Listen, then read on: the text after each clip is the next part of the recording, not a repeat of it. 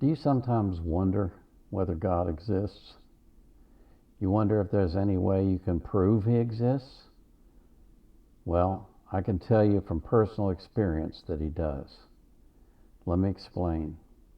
Years ago, I was involved in a Christian ministry, and one of the activities that we took part in was something called LEAD. It stood for Leadership, Education, Adventure, and Direction. Here's how it worked. We had to hitchhike from Indiana to Tenney, New Mexico. We had to arrive within 96 hours. Before we left, we were given $15 each, me and my wife.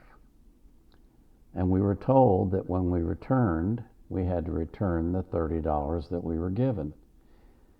So you could make a decision to hide the money like the pauper did and not spend it, or you could make the decision that you had to depend upon God to take care of your needs and not worry about the money. We decided that what we were going to do was we were going to buy meals when we needed them, take care of things when we needed to, and not worry about the money.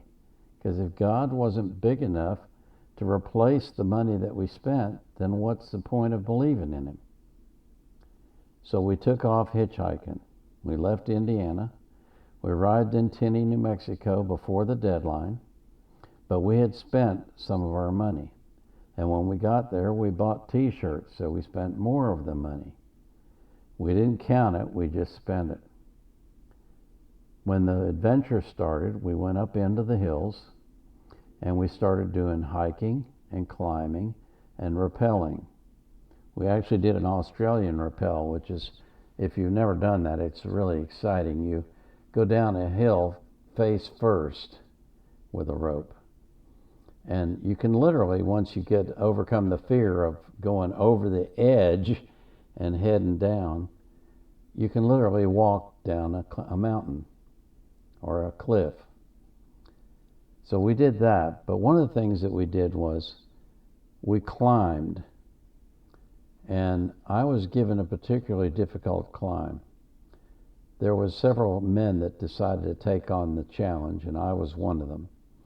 But I had a friend who was about 6'3", 6'4", weighed about 220, and he was in shape. I mean, I used to call him Adonis. That's how good he looked.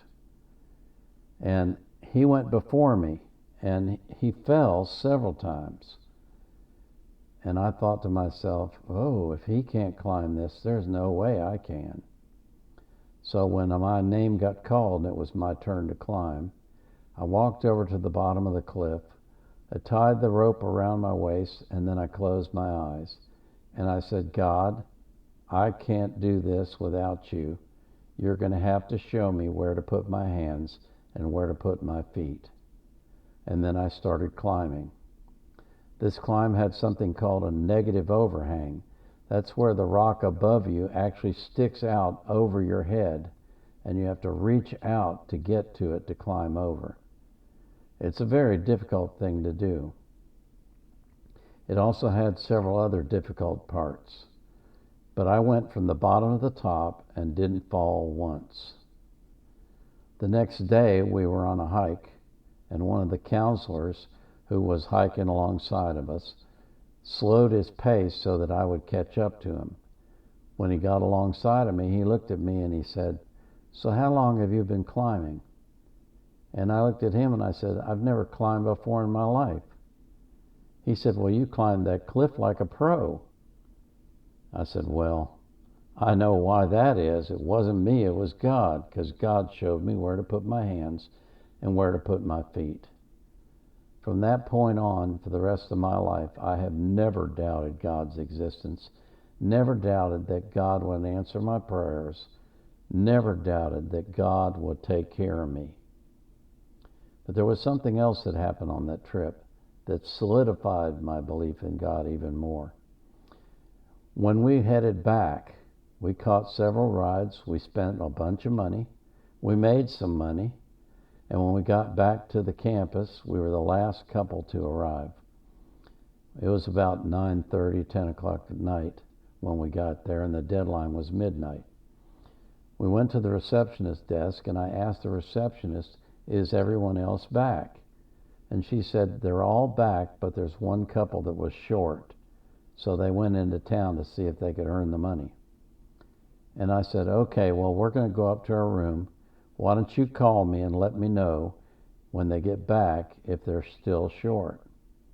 She said, no problem, I'll give you a call. So we went up to the room, took out the money that we had left over and put it on the table. Didn't bother to count it. Later on, about 11:30, 11:45, the receptionist called. She said, they're back. And I said, well, did they get their money? And she says, no, they're short.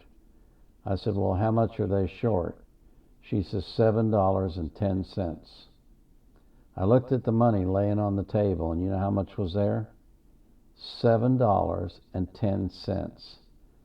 God met our needs and met their needs to the penny. If that doesn't convince you that God exists, then why don't you try this? Challenge God. Challenge Him to show you that He exists. I guarantee you that He will. And when He does, your faith will become unshakable like mine is. If you like this story, why don't you comment on it?